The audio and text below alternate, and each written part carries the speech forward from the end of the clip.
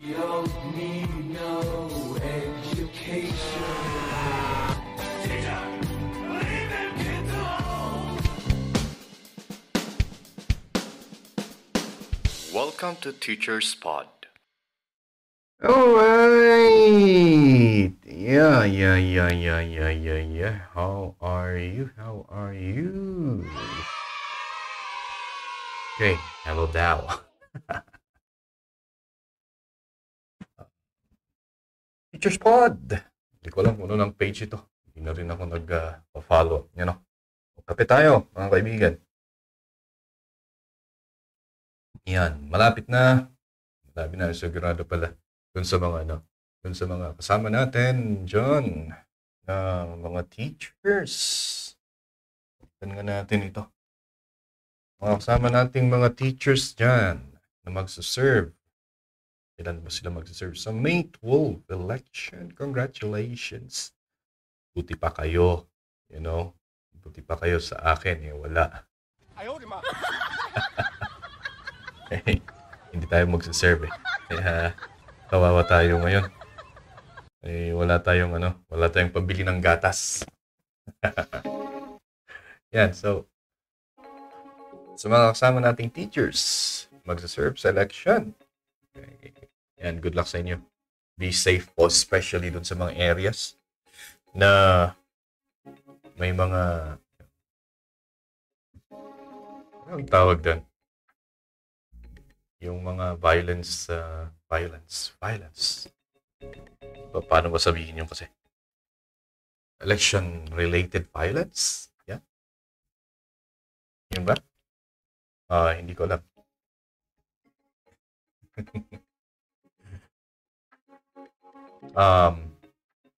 Yeah, so good luck na lang sa ating lahat. And yan. Kudos na rin. Kasi kayo ang talagang inaasahan lalong-lalo sa mga ganitong panahon. Naisipan ko lang na maglagay ng isang episode kasi sa may mga nakita tayo supposed to be bakasyonan. Dapat wala na ring teacher's pod. Anyway, this podcast is parang paano na lang yung episode niya, no? Yan. Anyway, may nakita kasi tayo na isang parang hindi ko maintindihan kung ano yan paano mo sasabihin yan. Parang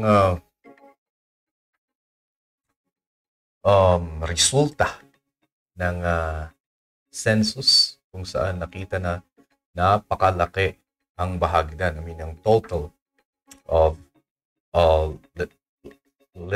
illiterate. How is that? Let's just see kung ano yung term doon. Illiterate. Yung result sa yun ang PSA ng PSA census yata yun. And parang nasisisi na naman ang mga teachers. Ito. Functionally illiterate. Ibig sabihin nakakabasa. Pero hindi niya naiintindihan kung anong binabasa niya. So, 18 million. 18 million. Sa kabuuan, I don't think if this is in the total population, is compared to the total population, but it is 18 million. This is 5 days ago, no? 18 million, nearly 19 million Filipinos are considered functionally illiterate based on the 2024 survey results that came from a much broader age group, and we're not only high school graduates. So, mas malaki yung pero yun pa rin, 18 million. Kasama na doon yung mga graduate daw ng senior high na nagbabasa. Pero hindi nila naiintindihan kung ano yung binabasa nila. And bilang isang teacher, magtataka pa ba ako? Magtataka pa ba ako? Yeah.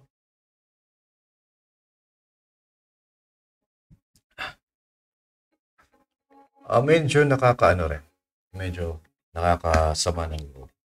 In the sense that if you're really serious in your job, you will say, where did I go wrong? And after saying that to yourself, you will say, what can I do more? You know? And that's the first two things that came to my mind. And after that, I parang na-realize ko na, oh, I think I've done enough. I've done more than enough. But what's producing this, what's producing this result? Yung nagpo-produce ng result nito ay yung sistema. And I might throw a lot of flack in saying this, but it's the system. I'll just relate to you.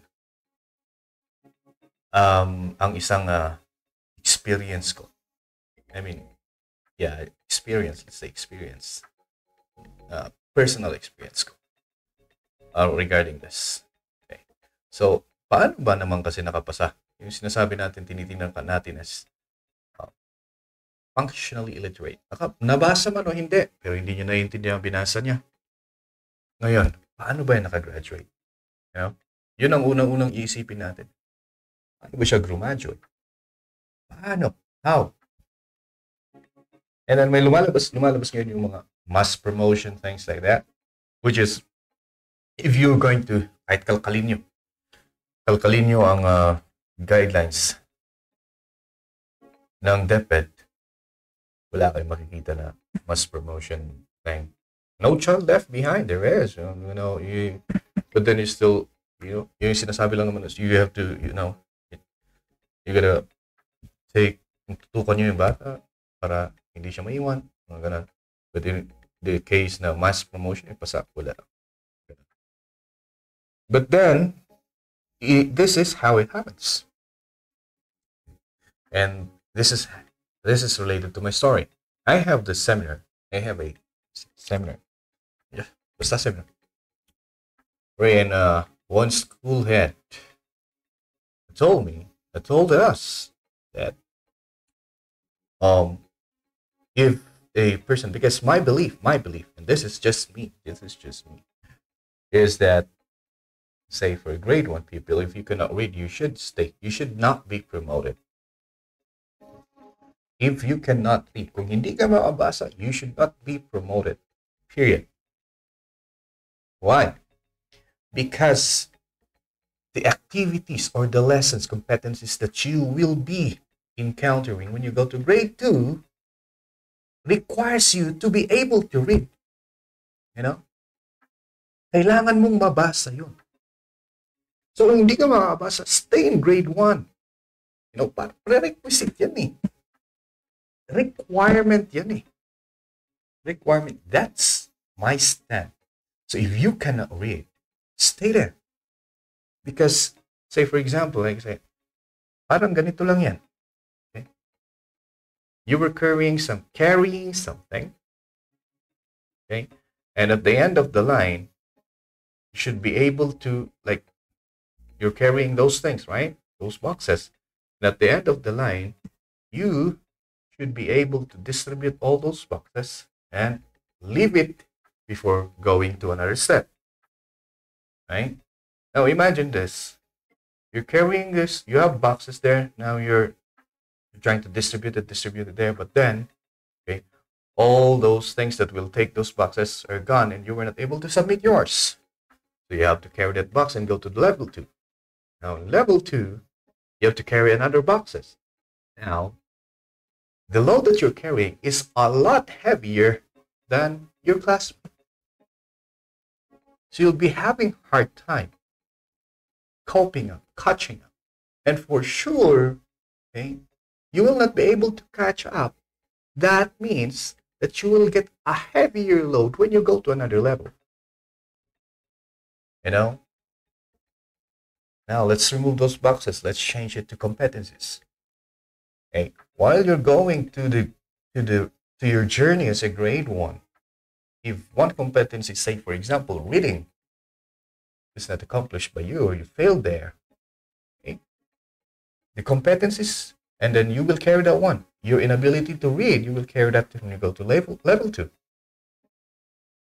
And the numbers of competencies there plus the competency that you did not complete will be a burden to you. For sure, you'll be having a hard time catching up. Ganun lang yan. So yung sinasabi ninyo, na pinapasa natin sila, and then pinapahirapan lang natin yung bata. Hindi natin tinutulungan. Again, that is my point. That is my opinion. So, my opinion is, para matulungan natin yung bata, if we cannot read, if she cannot read, stay in grade 1. Do not promote them. Para matulungan natin sila. Okay, now, there was this someone who told us that you are not helping daw yung bata if you are going to repeat them kasi nga mahihiya sila. So, i-promote na lang daw natin and then hopefully along the way they will be able to read. Okay. So, kasi daw mahihiya yung bata. There will be may impact daw yan sa kanyang mentality. I don't know. Mentality, I don't know. Okay. Kaya nga meron tayong anti-bullying child protection program for that. Because we should be focusing on, no, you should stay here because you did not finish the competency. Prerequisite yan eh. Stay here. If you did not finish the prerequisite, stay there. You know? I-promote daw kasi kawawa yung bata. It will affect the mental health of the child. I can understand. No. If may mga teachers dito na nakikinig, help me understand that. But then, again, kaya nga doon tayo tumulong. Doon sa part na yun tayo tumulong. Sa pag-alaga para hindi maapektuhan ang kanyang mental health. But he has to stay there. You know? Maybe there are kids na habang tumataas ang kanilang level sa grades, natututunan na nilang magbasa, but hindi lahat. In my opinion, mas marami siguro ang matutulungan mo pag mag-repeat na lang. Yung hindi complete or yung na-fail. Hindi na-attain yung dapat na i-attain with regards to competency. Yan. You know? Ano pang silbi ng may grade level tayo kung gano'n, ano? Again, this is my opinion. Ang nangyayari kasi, yun nga. Sabi niya, ay pag binagsak mo yan, you have to be prepared. You have to prepare yourself to answer all the queries of the supervisors. She said that, really, yeah. You gotta explain yourself. So tingin mo sa akin naman, oh my goodness, inobliga mo yung teacher to explain herself or himself. Bigyan mo na lang ng 99 yan. Bigyan mo na lang ng 99. Kung ganyan nilang mahihirapan ka. Of course, yung sinasabi kong ito is, after doing all the remediations for sure in all the DepEd schools, maraming remediations.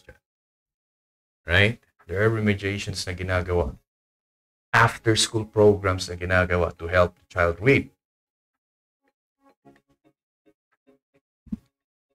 Ngayon, after doing all that, and then hindi pa rin siya nakakapasa.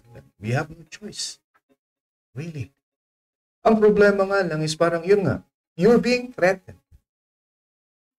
Lagot ka kay ganito. Lagot ka. Ngayon, kapag hindi mo ka-vibes yung principal, lagot ka sa principal mo. Lagot ka sa MT mo. Those. And, ayun.